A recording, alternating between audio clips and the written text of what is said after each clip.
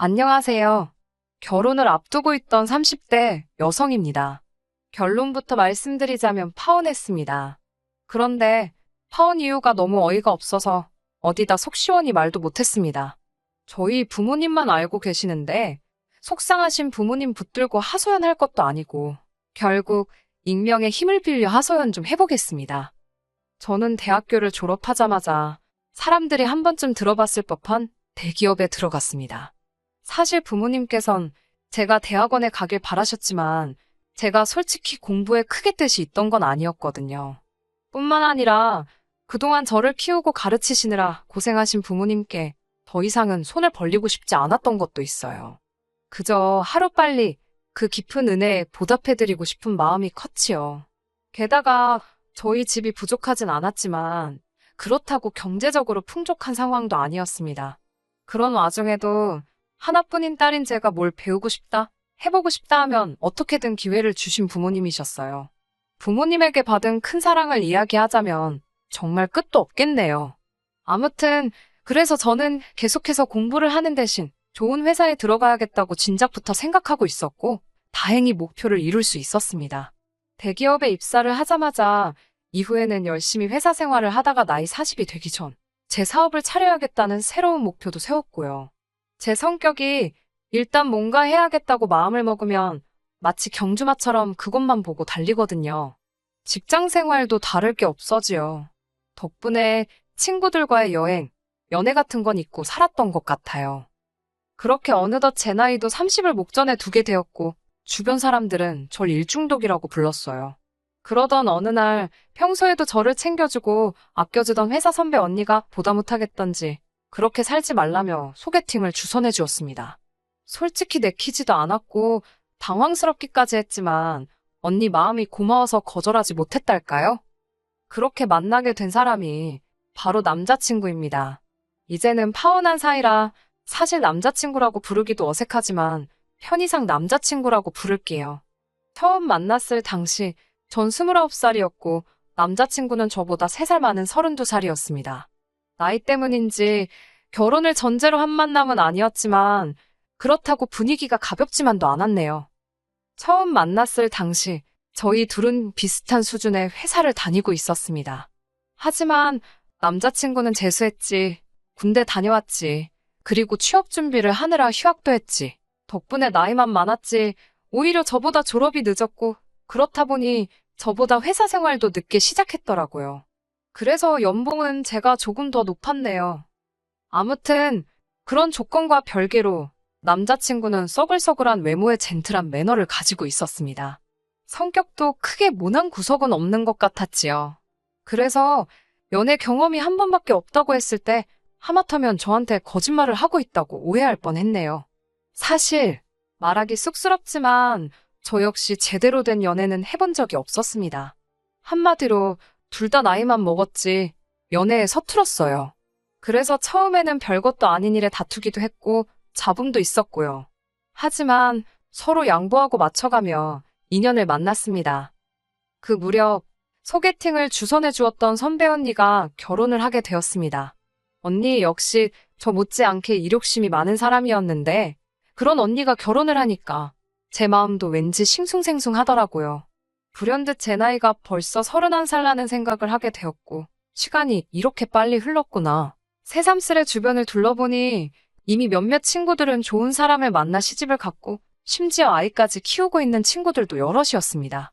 저는 왠지 모를 조급함이 들기 시작했지만 자존심 때문에 먼저 결혼 이야기를 하고 싶지는 않았어요. 그래서 처음엔 유치하지만 장난처럼 결혼에 대해서 운을 띄웠지요. 하지만 남자친구는 눈치를 못 챈 건지 아니면 의도적으로 모르는 척하는 건지 얼렁뚱땅 제 말을 별거 아닌 일처럼 치부하고 넘기기 일쑤였습니다. 결국 참다 못한 제가 남자친구에게 확실히 방향을 정해달라고 했어요. 저와 결혼을 생각하고 있는 건지 그게 아니라면 놔달라고요. 그제서야 남자친구는 기다리게 해서 미안하다며 저에게 프로포즈를 해왔습니다. 그렇게 결혼 준비가 하나씩 시작되었어요. 전에는 남자친구라는 사람에 대해서만 알았지만 결혼을 하자고 마음을 먹으니 남자친구의 가족은 어떤 사람들인지, 남자친구는 어떤 가정에서 자랐는지, 궁금한 것도 확인해야 할 것도 많더라고요. 서울에서 태어나 지금까지 부모님과 떨어져 본 적 없는 저와 달리 남자친구는 혼자 15년째 자취를 하고 있어요. 한편 남자친구의 부모님께선 차로 1시간 반 정도 떨어진 곳에서 살고 계셨는데 그 근처에서 반찬 가게를 운영하신다 들었지요. 장사가 어느 정도 되었는지는 잘 모르겠네요. 결혼 이야기가 나오기 전에는 그런 이야기까지 궁금하지 않았던 게 사실이고 결혼 이야기가 나온 후에는 괜히 제가 돈 때문에 물어보는 것처럼 보일까봐. 돈 이야기가 나왔으니 말이지만 결혼 이야기가 오가면서 시쳇말로 서로 주머니 사정도 오픈을 했어요. 저는 당시 모아둔 돈이 7천 정도 있었고 남자친구는 3천이 있었습니다. 그리고 남자친구는 할부가 끝나지 않은 차를 한 대 소유하고 있었고요. 저와 만나기 전 주변 친구들이 자동차는 좋은 거 타야 된다고 꼬셔서 얼떨결에 외제차를 뽑았다고 하더라고요. 그래서 한 달에 차값으로만 나가는 돈이 100만 원 가까이 되었습니다. 이 부분에 있어서는 솔직히 너무 이해도 안 되었고 마음에 들지 않았지만 저와 알기도 전에 있었던 일이니 제가 남자친구를 탓할 만한 상황이 못 되었네요. 남자친구는 어머님 아버님과도 좋은 관계를 유지하고 있었습니다. 남자친구도 저와 마찬가지로 외동이라 그런지 남자친구에 대한 어머님의 정성이 대단하셨지요. 게다가 덜어져 살아서인지 어머님께선 한 달에 한 번 내지 2번은 꼭 남자친구 자취방에 찾아오신다 들었습니다. 국이며 반찬이며 챙겨오셔서는 청소까지 구석구석 싹 해주고 가시신다고요. 사실 그 이야기를 들은 이후로는 남자친구 자취방에는 아예 출입을 하지 않았습니다. 저희 부모님 세대만 하더라도 남녀가 서로 집에 드나드는 거에 대해서 불편해하시는 분들이 많잖아요. 괜히 저에 대해서 색안경을 끼실까봐 나름대로 행동에 신경을 많이 썼습니다. 하지만 제가 아는 건 이 정도가 전부였고 실제로 어머님 아버님을 직접 뵌 적도 없고 대화를 나눠본 적도 없었어요. 그래서 어머님 아버님과 식사 자리를 갖게 되었습니다. 지금도 다시 생각만 해도 구역질이 올라오네요. 어쨌든 처음으로 인사를 드리러 가는 자리였기에 뭘 사갈까 고민을 많이 했어요. 그러다 미리 주문해야만 먹을 수 있다는 케이크를 사가게 되었습니다. 어차피 식사하고 나면 디저트가 필요할 테니까 다 같이 먹으면 되겠다는 생각이었지요. 남자친구가 원래 달달한 디저트류를 좋아하기도 했고요. 그렇게 남자친구 집에 도착하니 어머님께서 드디어 만나본다며 너무 다정하고 따뜻하게 저를 반겨주셨습니다. 사실 시집살이라던가 고부 갈등에 대해 안 좋은 이야기를 많이 들어서 긴장을 꽤나 한 상태였거든요. 하지만 어머님의 환영 덕분에 제 마음속 걱정이 눈 녹듯 사라지는 것 같았네요. 그렇게 집 안으로 들어선 뒤 케이크를 어디다 둘까 하다가 조심스레 냉장고를 열었습니다. 그러자 순간 알 수 없는 악취를 맡게 되었어요. 전 솔직히 앞서가던 남자친구가 방구라도 낀 건가 싶었지요. 하지만 냉장고 속을 보니 그 이유를 알만했지요. 반찬들은 뚜껑도 없이 들어가 있질 않나. 언뜻 보기에도 상한 과일들도 보이고. 그때 어머님께서 저더러 상차림을 좀 도와달라 하셨습니다. 제가 냉장고 문을 닫으니 그걸 왜 닫냐며 고기 반찬들 좀 식탁에 올려놓으라고 하시는 거예요. 당황스러웠지만 일단은 시키는 대로 했지요. 그러다 고사리나물을 꺼냈는데 그 위에 하얗게 눈꽃마냥 곰팡이가 폈더라고요. 제가 어머님께 이건 버려야 할 것 같다고 보여드리니 이건 덜어내면 된다며 이 고사리가 시골 어디서 누가 보내준 귀한 거라며 이따 저도 좀 챙겨주신다고 하셨습니다. 저는 일단 떨떠름한 표정으로 표정이 어땠을지 모르겠네요. 아무튼 감사하다고 말씀드렸지요. 어머님께선 하나밖에 없는 아들이 며느리감을 데려온다고 해서 너무 좋으셨다며 갈비찜도 하고 전도 하셨다고 그러더라고요. 제가 뭐라고 이렇게까지 하셨나 싶어서 너무 감사했어요. 어머님은 이제 거의 다 되었다며 저더러 거실에 가서 남자친구랑 같이 앉아있으라고 하셨습니다. 제가 좀 더 도와드리겠다고 했지만 괜찮다고 하시더라고요. 그리고 비로소 긴장이 좀 풀리면서 남자친구의 집을 둘러보게 되었습니다. 남자친구의 집 구조가 특이해서 들어오자마자 부엌이었고 부엌을 가로질러야 거실에 갈 수 있었거든요. 거실은 이렇게 표현해도 될지 모르겠습니다만 한마디로 정신이 하나도 없었습니다. 일단 크고 작은 화분들이 한쪽 벽을 가득 채울 만큼 늘어져 있었는데 문제는 대부분이 죽어 있었다는 거지요. 누렇게 뜨고 마른 잎들이 간신히 매달려 있는 화초들이 즐비했습니다. 게다가 초록빛 곰팡이가 잔뜩 끼어 있는 대형 어항도 볼만하더군요. 당연히 그 안에는 물고기도 없었지요. 아무튼 한번 그런 것들이 눈에 들어오기 시작하니까 저도 모르게 자꾸 다른 것들도 관찰 아닌 관찰을 하게 되더라고요. 곧이어 때가 탄 건지 색이 바랜 건지 알 수 없는 커튼이 눈에 들어왔고 그제서야 저는 제가 끌어안고 있던 쿠션을 보게 되었습니다. 하마터면 소리를 지를 뻔했어요. 이건 마른 핏자국인지 아니면 오래된 커피 자국인지 알 수 없는 진한 갈색의 얼룩이 듬성듬성 있었으니까요. 남자친구가 놀란 저를 보더니 대수롭지 않다는 듯 자기 거랑 바꿔줄 거냐입니다. 제가 괜찮다 하니까 뒤집어서 안고 있으라고 했던 것도 같아요. 갑자기 괜히 몸이 근지럽고 솔직히 찝찝하더라고요. 그래서 손이라도 씻고 올까 싶어 화장실로 향했습니다. 화장실은 제가 온다고 치우기라도 하셨는지 거실에 비하면 양반이었습니다. 하지만 손을 씻고 물기를 수건에 닦으려는 순간 거의 토할 뻔했네요. 걸려있는 수건에서 걸레 냄새가 났으니까요. 제가 절대로 비위가 약한 사람이 아닙니다. 웬만한 대화 주제로도 끄떡없는 사람이거든요. 결국 저는 대충 손을 털고 나왔습니다. 인사드리는 날이라고 백화점 고급 브랜드에서 연분홍 투피스까지 사입고 온 제 자신이 우스울 지경이었네요. 아무튼 그렇게 거의 소파에 엉덩이를 걸치듯 앉아 있었습니다. 어머님이 쉬라고 해서 앉아있던 거지만 왠지 가시방석처럼 편하진 않았어요. 아버님은 저더러 똥 마려운 강아지 마냥 왜 그러냐고 농담을 던지셨지만 그런 농담이 당황스럽고 재밌지도 않았던 전 어정쩡하게 웃어 보였지요. 어느덧 어머님께서 식사 준비가 다 되었다 하셨고 그렇게 저를 포함한 모두가 식탁에 둘러앉았습니다. 집의 상태와 달리 모든 음식은 정갈하게 담겨져 있었고 냄새도 좋았어요. 반찬 가게를 하신다더니 역시 솜씨가 좋으신가 보다고 속으로 생각했지요.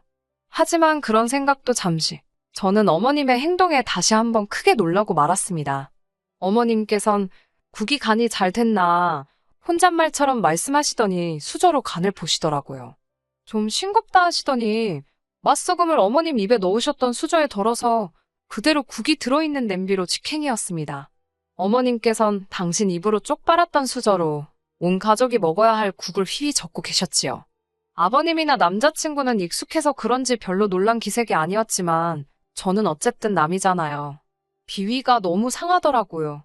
하지만 저도 남자친구와 결혼을 하고 싶어서 인사를 드리러 온 입장인데 정색을 할 수도 없고 그렇다고 어머님께 뭐라 할 수도 없어서 그냥 아무 말도 못했습니다. 식탁에는 갈비찜이 있었는데 아버님은 며느리감 온다고 네 엄마가 큰돈 썼다면서 모처럼 갈비 뜯게 생겼다고 좋아하시더라고요. 괜히 무안하기도 했지만 정말 저 때문에 신경을 써주셨나 싶어서 비위가 상한 것과는 별개로 기분이 좋더라고요. 그런데 아버님께선 갈비찜을 정말 공격적인 속도로 드셨습니다. 문제는 다 드시고 남 뼈 있잖아요. 그 뼈를 뭐 당신 옆에다 두시거나 빈 접시에 놓으시는 게 아니고 원래 갈비찜이 담겨져 있던 그릇에 다시 넣으시는 거예요. 아직 거기엔 손도 안 댄 갈비찜이 많았는데 거기에 당신이 쪽쪽 빨아 드신 뼈다귀를 도로 가져다 놓으셨다는 얘기입니다. 저는 처음엔 설마 잘못 두셨나 하고 생각했어요. 하지만 그게 아니었지요. 몇 번이고 너무나 당연하다는 듯이 그리고 심지어 남자친구도 아버님과 똑같은 짓을 하더라고요. 제가 놀라서 작은 목소리로 그걸 왜 거기다 놓냐고 한쪽에 따로 두라고 했습니다. 그러자 남자친구가 우린 원래 여기다 놓는데? 그러는 거예요. 어머님도 저더러 너도 그 뼈 식탁에 놓지 말라고 괜히 식탁 닦아야 된다고 그러셨습니다. 정말이지 각자 입에서 나왔다 들어갔다를 반복했던 뼈가 다시 고기가 들어있던 접시에 담기는 걸 한번 상상해보세요. 정말 식욕이 뚝 떨어졌어요. 그래도 당장이라도 토해버리고 싶은 걸 억지로 참고 어머님이 휘휘 저어 떠주신 국물하고 간신히 밥을 삼켰네요. 그러자 어머님께선 왜 이렇게 못 먹냐며 손수 고기를 발라 제 수저 위에 올려주셨습니다. 어쩔 수 없이 어거지로 한 입을 먹었는데 어머님이 고기가 부족한 것 같다며 뼈다귀로 가득한 접시를 들고 가시더니 다시 그 위에 갈비찜을 채워오셨지요. 하지만 이런 문제로 제가 파혼을 한 건 아닙니다. 솔직히 집안마다 가풍도 다르고 환경도 다르니 제가 어느 정도는 이해를 해야 한다고 생각했어요. 하지만 이건 가풍이나 문화가 아니라 상식을 벗어난 일이잖아요. 게다가 구역질이 날 법한 일은 여기서 끝나지 않았습니다. 모두가 식사를 마치자 어머님께선 반찬통 하나를 꺼내 남은 반찬을 전부 모아 담으셨지요. 먹다 남은 반찬이요. 그때만 해도 전 솔직히 어머님이 음식물 쓰레기 모으시는 줄 알았네요. 아버님께선 제가 사온 케이크 맛 좀 보자고 하시며 거실에서 2차로 디저트를 먹자고 케이크를 꺼내오셨습니다. 제가 부엌에 접시를 가지러 가려니까 어머님께서 접시를 못하러 쓰냐고 설거지거리만 늘어난다며 대충 먹자고 하셨어요. 떨떠름했지만 유난 떤다 소리 들을까봐 네 하고 자리에 앉았습니다. 케이크를 꺼내니 아버님께선 당신은 이 크림이 그렇게 좋다며 당신 수저로 크림만 떠드시기 시작하셨습니다. 문제는 잘라서 당신이 드실 부분만 건드시는 게 아니라 케이크 한 판을 다 그렇게 훑어드시는 게 아니겠어요? 보다 못한 제가 아버님께 좀 덜어 드시는 게 어떻겠냐고 돌려서 말씀을 드렸지만 됐다고 하시길래 결국 솔직히 말씀드렸습니다. 아버님 침이 여기저기 다 묻어서 다른 식구들은 어떻게 먹냐고요. 웃으며 농담처럼 말씀드리니 아버님도 막 웃으시면서 당신 침은 로얄 젤리랍니다. 그러면서 저더러 한 숟갈 줄까? 그러시며 막 당신 수저에 침 뱉는 신용을 내셨다니까요. 그 꼴을 보고 전 더는 구역질을 참지 못했고 순간 분위기가 아주 싸해졌습니다.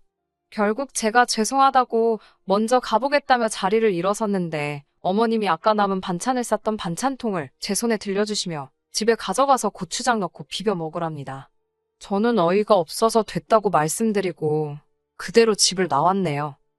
밖에 나와 찬바람을 쐬니 속이 좀 가라앉는 것 같기도 했고 이제 슬슬 큰 길로 나가 택시를 잡으려고 했는데 남자친구가 뒤따라 나왔더라고요. 손엔 그 짬밥통을 챙겨 들고 말이지요. 전 남자친구가 제가 걱정이 돼서 나온 줄 알고 괜찮다고 했는데 자세히 보니 남자친구 표정이 울그락불그락 장난이 아니었습니다. 저더러 지금 이게 무슨 행동이냐고 다짜고짜 소리를 지르길래 저도 황당해서 아니 오빠야말로 왜 소리를 지르냐고 받아쳤어요.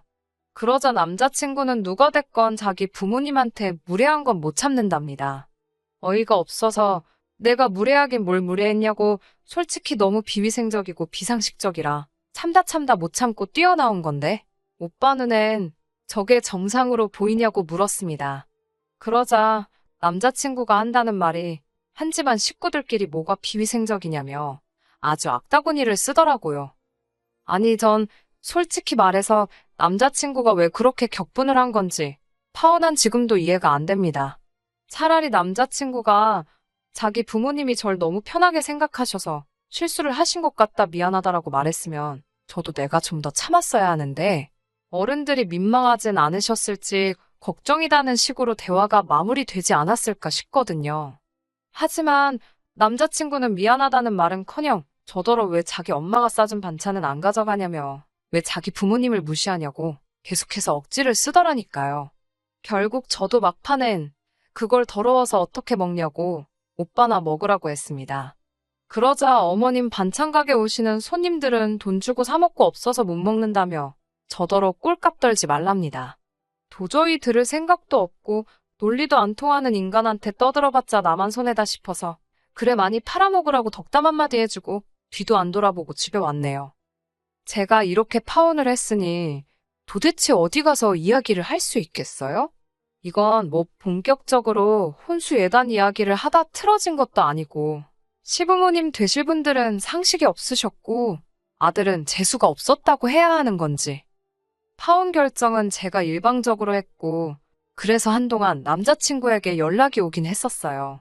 일평생 그렇게 살아오신 어른들을 바꾸려 들지 말라나 옛날에는 다 그렇게 손으로 나눠 먹고 했어도 그게 정이다 생각하고 살았다나 자기 부모님은 정이 많은 분들이라 그렇다나 별의별 개소리를 다 하던데 그냥 깔끔하게 무시했더니 이제 연락은 없네요. 솔직히 제 인연이 아까워 미치겠습니다. 그렇다고 원망만 하며 시간을 보내기엔 제 인생이 아까워서 오늘 이렇게 마지막으로 털어놓고 더는 기억하지 않으려고 합니다. 똥 밟은 셈 치려고요. 끝까지 들어주셔서 감사합니다. 오늘의 사연은 여기까지입니다. 구독과 좋아요, 알람 설정 부탁드리고 더 좋은 사연으로 다시 찾아뵙겠습니다. 감사합니다.